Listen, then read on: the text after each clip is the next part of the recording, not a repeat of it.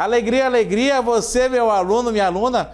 Eu sou o professor Yuri Lima e quero te convidar para, juntos e juntas, na aula de ensino religioso, refletirmos o seguinte objeto de conhecimento: crenças, filosofias de vida e esfera pública. A formação integral do ser humano, a dimensão religiosa e a transformação social. Crença e compromisso político-social para mudar o mundo, a alienação religiosa e o papel político e ideológico das religiões. Então, pega a sua caneta, seu papel e muita atenção que a aula hoje vem bastante substanciosa. Vamos que vamos!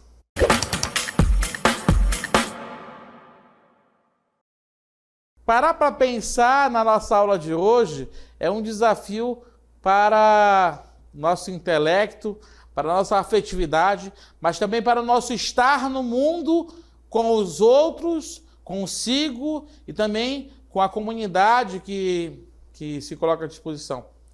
E aqui eu quero te convidar para, juntos e juntas, pensarmos o seguinte pensamento aí, logo a seguir. Pensando juntos a partir das nossas experiências de vida e do que vemos acontecendo no dia a dia, de que maneira as diferentes religiões, crenças e convicções que existem no mundo podem influenciar o caminho de cada pessoa, as nossas comunidades e até mesmo os grandes desafios e as transformações de nossa sociedade. E aqui eu quero te presentear com um primeiro passo e um primeiro pensamento. Pensemos na religião como um fenômeno social. A religião é um fenômeno social estudado pela sociologia, influenciando comportamentos, atitudes e crenças que moldam a vida em sociedade. Além de ser um fenômeno social, ela transcende a esfera individual da fé e se estabelece como uma instituição que estrutura relações sociais, define valores morais e orienta a conduta humana em diferentes contextos culturais.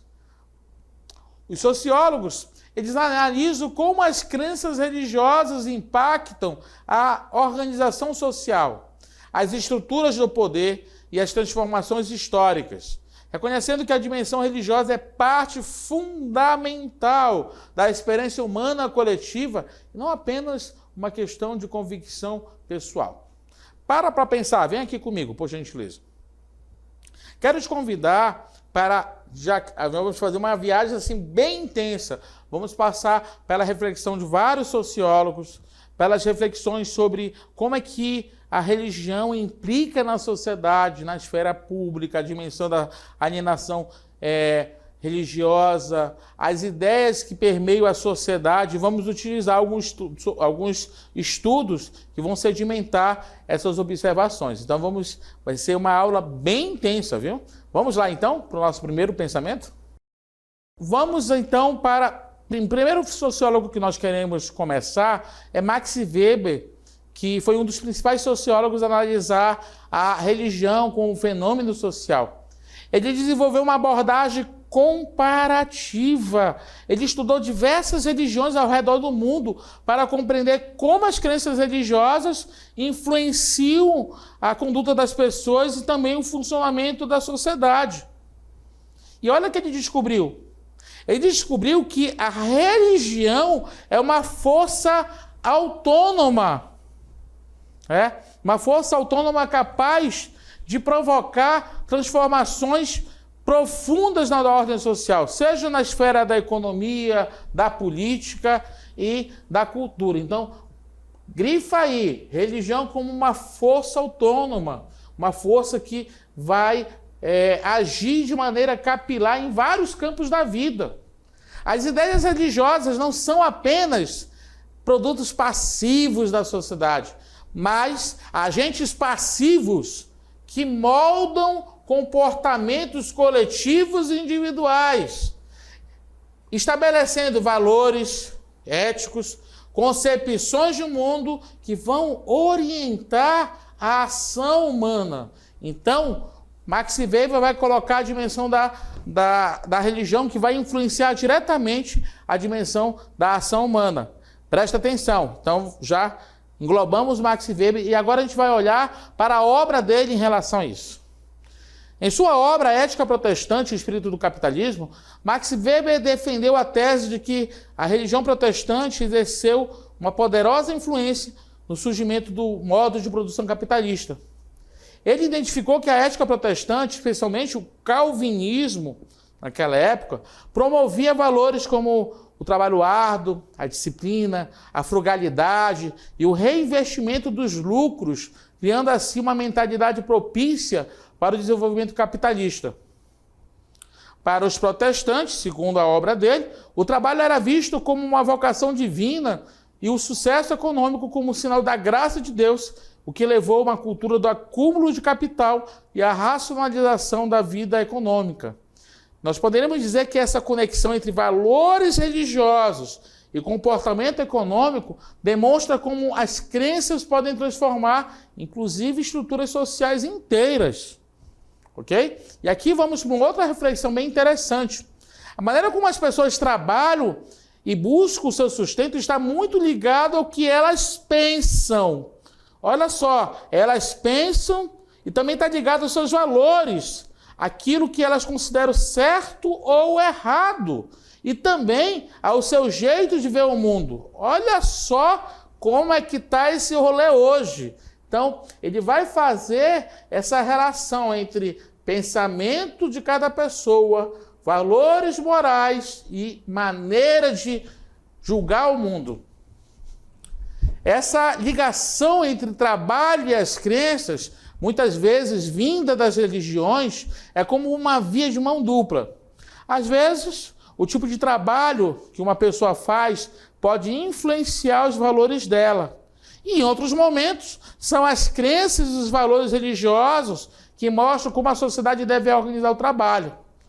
Olha só, as religiões podem dar significados diferentes ao trabalho. Para alguns, o trabalho pode ser um castigo de Deus. Para outros, um dever importante, um caminho para a salvação ou um jeito de servir e ajudar ao próximo. Isso mostra que como a nossa vida espiritual, nossas crenças e a nossa vida material, nosso dia a dia, nosso sustento, estão conectados. E aqui, gente, eu quero te convidar para mais um passo, a reflexão acerca do Estado laico. E Estado laico tem a ver com o governo neutro e respeito para todos. Anota aí. O Estado laico é um país onde o governo não mistura a religião e nem deixa que a religião interfira nas suas decisões, né? Nenhuma fé no Estado laico é preferida ou oficial. O Estado trata todas as pessoas com igualdade. Não importa qual seja a sua crença ou se não tiverem nenhuma crença. Ser laico não significa ser contra a religião, mas sim que o governo se mantenha neutro e separado das igrejas e organizações religiosas. Isso é fundamental para que todas as crenças possam conviver em paz e para que as leis do país sejam feitas pensando no bem de todos, os cidadãos, com base na democracia e não nas regras de uma religião específica. Preste atenção aqui comigo. Isso é muito importante, porque, por exemplo, o Brasil é um Estado laico. Nossa Constituição Federal é um Estado, é uma Constituição, é um conjunto de leis que preconiza o quê? Que o Estado não tenha uma religião oficial, que respeite as demais religiões e que as religiões não tenham privilégios no mapa, no ordenamento estatal. Entendeu? Então, todas as religiões têm que ser devidamente respeitadas nesse plano. E aqui a gente pode fazer uma reflexão entre Estado religioso versus Estado laico, né? O Estado religioso ou confessional, ele permite que uma religião específica tenha influência direta sobre o governo, suas leis e políticas públicas. Por exemplo, nós temos exemplos que incluem diversos países islâmicos, onde a legislação é baseada em preceitos religiosos, como a Sharia. Em contraste, o Estado laico promove a separação entre religião e política, garantindo dessa maneira a pluralidade religiosa e a igualdade de tratamento a todas as crenças. E essa diferença é fundamental porque elas garantem, elas determinam como os direitos individuais são concebidos e protegidos, tá? Enquanto que isso não é respeitado no Estado confessional, né? Os direitos podem estar subordinados a interpretações religiosas no Estado laico, só que no Estado laico eles são fundamentados em princípios constitucionais, que transcendem qualquer doutrina religiosa particular, permitindo a coexistência pacífica de diferentes visões de mundo. Ok? Para pensar aqui, então, comigo. Então, é muito importante nós fazermos esse parâmetro entre Estado laico e Estado religioso, o Estado laico defendendo as demais religiões, o Estado religioso vai estar sempre anexado, vai estar sempre anelado a uma visão religiosa de uma determinada vertente religiosa. Vamos continuar, então? Também nós temos que lembrar a Declaração Universal dos Direitos Humanos, que aborda a liberdade religiosa no seu artigo 18, afirmando que toda pessoa, presta atenção, tem direito à liberdade de pensamento, consciência e religião. Esse direito inclui a liberdade de mudar de religião ou crença, bem como a liberdade de manifestar essa religião ou crença, sozinho ou em comunidade, tanto em público quanto em privado, através do ensino, da prática dos cultos e ritos. A liberdade religiosa é considerada um direito fundamental, humano fundamental, porque está intrinsecamente ligada à dignidade da pessoa humana e à sua capacidade de buscar sentido e transcendência. Proteger esses direitos significa garantir que cada pessoa possa seguir os ditames da sua consciência, né, em matéria religiosa, sem ser coagida pelo Estado ou pela sociedade. Ou seja, a partir disso, nós vamos ver uma coisa muito interessante, que a consciência vai ser o tribunal último desse ser humano. Para complementar isso, vamos ver o nosso vídeo de hoje.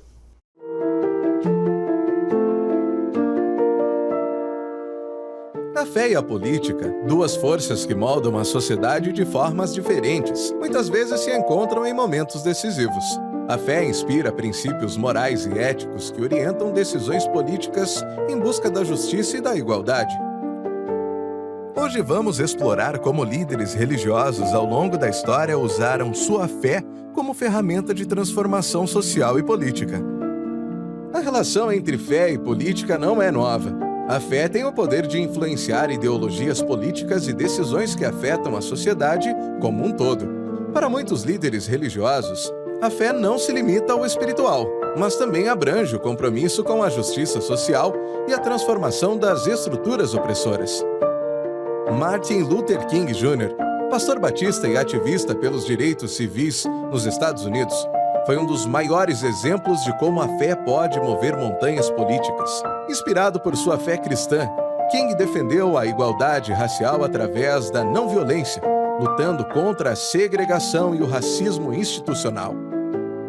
Desmond Tutu, arcebispo anglicano sul-africano e defensor dos direitos humanos, usou sua posição religiosa para combater o apartheid. Combinando a teologia cristã com o ativismo social, Tutu foi uma voz poderosa contra a discriminação racial e por uma sociedade mais justa e igualitária. A fé também guiou a vida da irmã Dorothy Stang, uma missionária que defendeu os direitos dos povos da Amazônia, e Dom Oscar Romero, arcebispo de El Salvador, que se levantou contra as injustiças cometidas contra os pobres e oprimidos em seu país. Ambos pagaram com a vida pelo compromisso com a justiça social e a fé em um mundo mais solidário. Para Mahatma Gandhi, a fé hindu foi o alicerce de sua luta pela independência da Índia. Gandhi acreditava no conceito de ahimsa, ou não violência, e usou sua espiritualidade para inspirar uma revolução pacífica contra a opressão colonial britânica. Líderes contemporâneos como o Papa Francisco têm sido vozes poderosas em questões sociais e políticas. Francisco tem chamado a atenção para o cuidado com os pobres, a imigração e as mudanças climáticas, mostrando que a fé pode e deve dialogar com as questões mais urgentes do nosso tempo. A fé e a política, quando caminham juntas, têm o potencial de transformar o mundo. Esses líderes religiosos nos mostram que a fé, quando vivida em seu verdadeiro espírito, pode ser uma força poderosa para a justiça social, a igualdade e a dignidade humana. Que possamos seguir o exemplo deles, construindo uma sociedade mais justa e compassiva. E aí nós temos o resumo sobre a relação entre fé e política. Mas agora vamos para algumas implicações, algumas observações que não são tão... quando a fé não é bem usada, segundo alguns filósofos, segundo o olhar da sociologia. E aqui a gente quer visitar o conceito de alienação religiosa, né? Pensa para mim que quando a alienação religiosa pode ser compreendida como um processo no qual o indivíduo transfere sua consciência para uma realidade externa, diminuindo sua capacidade de pensar ou agir por si próprio. Imagine assim, nós, seres humanos, você, eu, cada um de nós, criamos as ideias e as práticas religiosas para nos ajudar e dar sentido à vida. Mas na alienação é como se essas criações começassem a mandar na gente. Em vez de nós as usarmos para o nosso bem, a gente perde o controle. Como é que a gente percebe que isso está acontecendo? A alienação religiosa aparece quando a religião, em vez de ajudar a pessoa a ser livre, a crescer, a entender melhor o mundo, acaba sendo usada para justificar coisas erradas.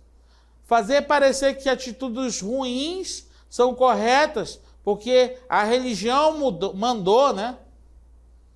Manter a opressão, defender situações de injustiça, ou fazer com que as pessoas aceitem ser maltratadas sem questionar. Anestesiar o pensamento crítico, impedir que as pessoas pensem por si próprias sobre os problemas. É como se a mente delas estivesse adormecida em outro canto. Nesse caso, a religião é usada de um jeito distorcido, diferente do seu propósito original. E ela pode acabar fazendo com que as pessoas fiquem submissas, obedecendo sem pensar e sem perceber direito os problemas sociais e políticos que acontecem ao seu redor. Ficam desconectadas, meio desligadas do mundo, né? E aqui a gente tem uma crítica à religião a partir de alguns filósofos, né? Para Karl Marx, a religião era frequentemente um instrumento que servia aos interesses do Estado e da burguesia. Funcionava como um mecanismo de anestesiar o povo e manter a ordem social vigente, né? É dele a famosa frase: a religião é o ópio do povo, né? Na qual ele qualifica a religião como uma substância alucinógena que alivia temporariamente o sofrimento, mas impede que as pessoas vejam a realidade com os próprios olhos. Temos também um outro filósofo que vai fazer uma crítica à religião, que é o Ludwig Feuerbach, que vai falar que a alienação religiosa não estava fundamentada primariamente no social, como dizia Marx, mas no próprio ser humano.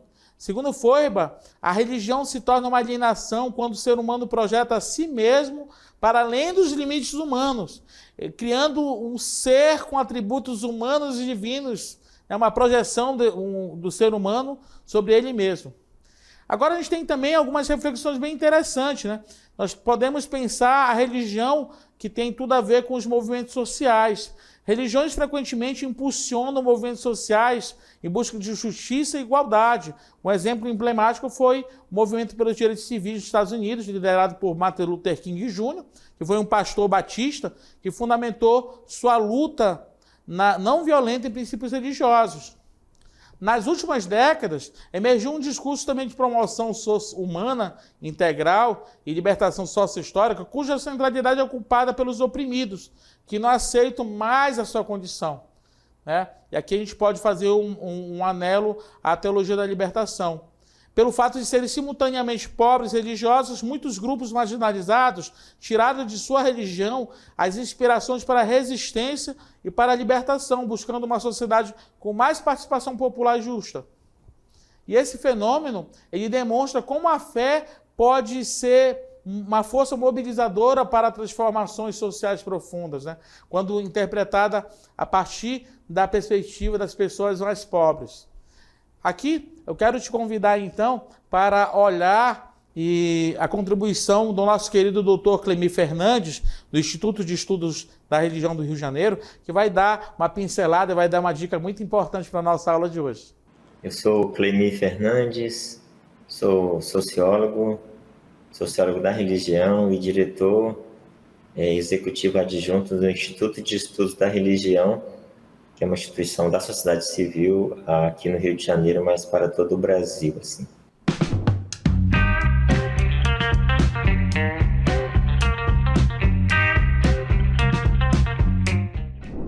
Bem, no Brasil, religião não é um detalhe. Religião é um componente central da vida social e ela, nas suas muitas expressões, tanto da Igreja Católica, que tem uma tradição histórica, assim também como muitos grupos evangélicos, as religiões de matriz africana, mas outros grupos também, tanto tradições indígenas como grupos judaicos, islâmicos, budistas, etc., tem uma contribuição muito grande ao país nessa agenda de garantia de direitos e afirmação de dignidade para as pessoas, principalmente quanto às questões sociais, por exemplo, na área da saúde e da educação. As tradições religiosas têm uma contribuição grande com escolas, isso é de há muito em nosso país, também com ambulatórios, com hospitais, com clínicas, com creches, com espaço de acolhimento e de formação, numa espécie de apoio ao Estado, naquilo que o Estado nem sempre consegue oferecer, e essas instituições religiosas oferecem uma contribuição grande para ampliar a riqueza na educação, também na assistência social e também ambulatorial e médica no próprio país.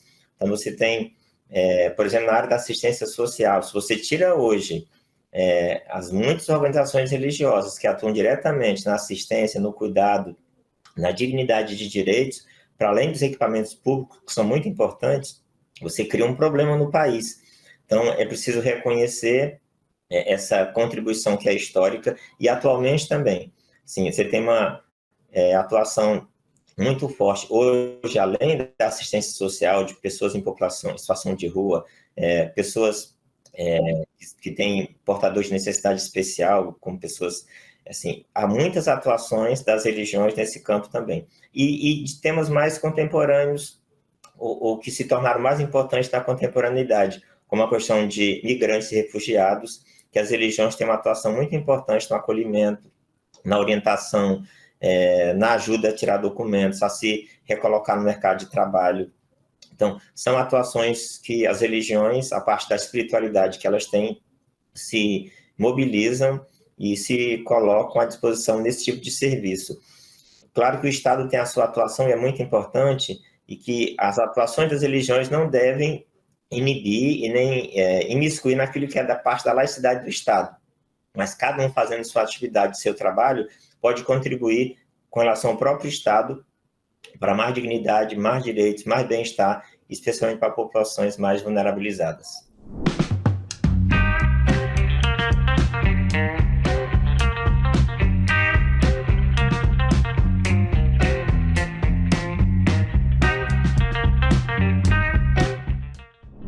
As religiões têm uma dimensão ética que mobiliza os seus fiéis a ter uma atuação para além da sua espiritualidade em si, mas de uma atuação social para a transformação, para a assistência, para produzir direito, dignidade e acolhimento do próximo, que é uma linguagem assim, muito próxima, própria, né? Tanto dos grupos cristãos, mas também de grupos africanos e outras religiões.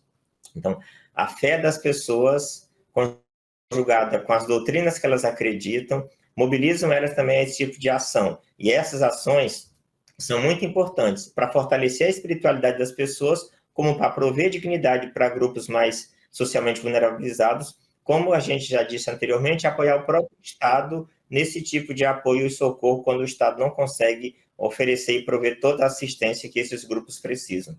Então, em nosso país, você tem a atuação dessas religiões, como a gente já comentou inicialmente, com muitas atividades, por exemplo, se for pegar as santas casas, para pegar a tradição católica, mas pegar os colégios também na tradição evangélica, também tem católica, também tem colégio católico e evangélico, mas também, por exemplo, as casas de terreiro de populações que foram vulnerabilizadas, que foram estigmatizadas e alvo de muito preconceito e racismo, que foi espaço de acolhimento, de constituição de famílias de fé, de proteção das crianças, de apoio das mulheres, de conexão com as suas espiritualidades, nessa afirmação de dignidade e de direitos, mas também povos tradicionais indígenas, quilombolas, que, a partir de uma sua espiritualidade, se reúnem, se fortalecem, se empoderam e conseguem dar uma direção mais qualificada e mais pedagógica para que pessoas possam adentrar na sociedade, no mundo do trabalho, na ressignificação de suas próprias existências, em superação de tantos problemas que nós temos em nossa própria sociedade. Então, as religiões, para além da sua espiritualidade, têm esse componente ético de uma intervenção social importante, que tem sido uma contribuição histórica e atual muito presente e pertinente, necessária na sociedade brasileira. Se você pensa, por exemplo, os presídios, pessoas em situação de privação de liberdade, as religiões têm uma atuação muito importante e muitas vezes o Estado não consegue. Então, reconhecer, celebrar, agradecer essas pessoas e essas religiões por esse trabalho que fazem, sem falar com todos os paradoxos, mas também as comunidades terapêuticas, tem muito problema em relação a isso, mas também tem muitas contribuições. Então, é uma atividade muito importante que as religiões aportam para a melhoria do próprio país. Por isso, eu acho que você ter legislação que garanta esses direitos, mantendo a laicidade do Estado, é muito importante para ter uma sociedade mais democrática, mais plural, mais digna, acolhendo e protegendo pessoas que são mais alvo da vulnerabilidade, para que a gente possa ter mais dignidade para o bem de todos e todas, com seus direitos garantidos. Então, muito obrigado ao nosso querido Dr. Clemir Fernandes, que fez essa importante contribuição entre religião e direitos humanos e a ação dela no meio do povo. Agora nós vamos ficar com uma pequena reflexão sobre intolerância religiosa e alguns desafios contemporâneos. Por exemplo, a intolerância religiosa é o ato de discriminar, ofender e rechaçar religiões, liturgias e cultos, ou ofender, discriminar e agredir pessoas por conta de suas práticas religiosas e crenças.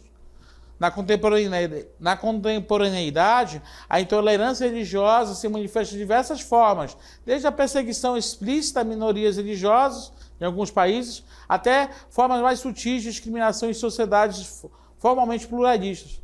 Mas temos que entender que o Brasil é um país de grande diversidade religiosa, onde nós temos tradições que coexistem, né? Temos católicos, evangélicos, espíritas, religiões de matriz africana e muitas outras crenças formam o mosaico espiritual brasileiro.